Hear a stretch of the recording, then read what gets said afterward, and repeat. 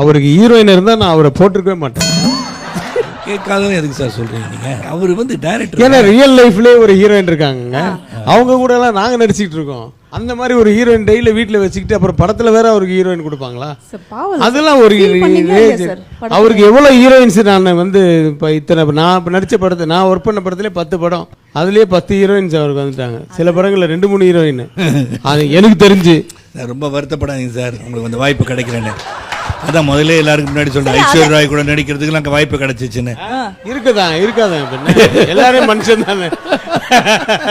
பேர் அவங்க ஒய்ஃப் ஒரு கேரக்டர் இருக்காங்க, பட் அவங்க பெரிய கேரக்டர் இல்லை, சும்மா ஒரு கெஸ்ட் ரோல் மாதிரி தான். அதனால நாங்கள் தப்பிச்சோம். சொன்னா சாங் வைக்கணும், இமேஜினேஷன் சாங் வைக்கணும், இதெல்லாம் இருக்கு. அதனால தான் தப்பிச்சோம். சுவிட்சர்லாந்து போகலான்னு ஃபீல் பண்ணுவோம். அப்புறம் அந்த தனியாக வேணா போயிட்டு வாங்க சார்ன்ட்டு.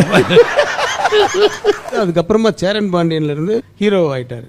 சேரன் பாண்டியன் என்னன்னா லேடிஸுக்கு ரொம்ப பிடிக்கிற மாதிரி ஒரு சப்ஜெக்ட் ஆயிடுச்சு, அதுல இருந்து ஹீரோ ஆயிட்டாரு. கேட்காதவங்க எதுக்கு சார் சொல்றீங்க நீங்க? எமோஷனல் படம் சொல்லுங்க. நான் சொல்றது ஃபேமிலி ஆடியன்ஸ். அப்படி சொல்லுங்க, ஃபேமிலி ஆடியன்ஸ் பார்க்குற மாதிரி. லேடிஸுக்கு மட்டும் இல்லைம்மா, குழந்தைங்க எல்லாருக்கும் பிடிக்கும். தாத்தால இருந்து பாட்டியில இருந்து எல்லாருக்குமே குடும்பமான படங்கள் பண்ணாங்க. குழந்தைங்கள்ல இருந்து சின்ன குழந்தைங்கள்ல இருந்து தாவாணி போட்ட குழந்தைங்கள்ல இருந்து புடவை கட்டின குழந்தைங்கள்ல இருந்து எல்லாருக்குமே குழந்தைங்களுக்கு பிடிக்கிற ஒரு ஹீரோ ஆயிட்டாரு. சந்தோஷமா. கரெக்ட், அப்படிதான் சார் சொல்லணும்.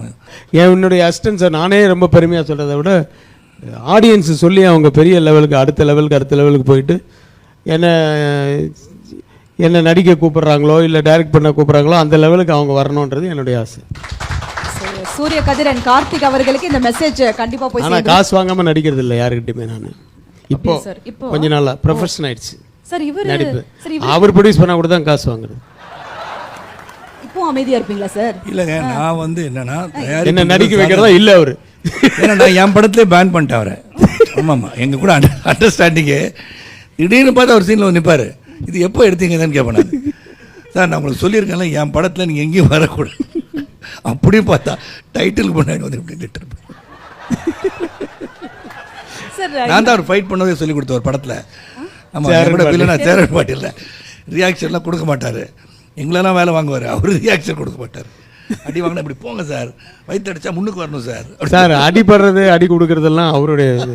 அதனால் நடிப்பு சொல்லி கொடுத்து நடிப்பு வாங்குறது தான் எங்களுடைய வேலை.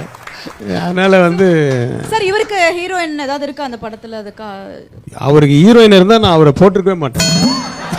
That's all your honor. என்ன சார் அவர் வந்து டைரக்டர். ஏன்னா ரியல் லைஃப்லேயே ஒரு ஹீரோயின் இருக்காங்க, அவங்க கூட எல்லாம் நாங்கள் நடிச்சிட்டு இருக்கோம். அந்த மாதிரி ஒரு ஹீரோயின் டெய்லி வீட்டில் வச்சுக்கிட்டு அப்புறம் படத்தில் வேற அவருக்கு ஹீரோயின் கொடுப்பாங்களா? அதெல்லாம் ஒரு ரேஞ்ச். அவருக்கு எவ்வளோ ஹீரோயின்ஸ் நான் வந்து இப்போ இத்தனை நான் இப்போ நடித்த படத்தை நான் ஒர்க் பண்ண படத்துலேயே 10 படம், அதுலேயே 10 ஹீரோயின்ஸ் அவருக்கு வந்துட்டாங்க. சில படங்களில் 2-3 ஹீரோயின். அது எனக்கு தெரிஞ்சு. ரொம்ப வருத்தப்படாதீங்க சார், உங்களுக்கு அந்த வாய்ப்பு கிடைக்கிறேன்னு. அதான் முதல்ல எல்லாருக்கும் முன்னாடி சொல்றேன், ஐஸ்வர்யா ராய் கூட நடிக்கிறதுக்கு எனக்கு வாய்ப்பு கிடைச்சிச்சுன்னு. கொஞ்சம் லைட்டா ஸ்டமக் பர்னிங் போல. பர்னிங் இருக்காதான் எல்லாரும் மனுஷன் தானே.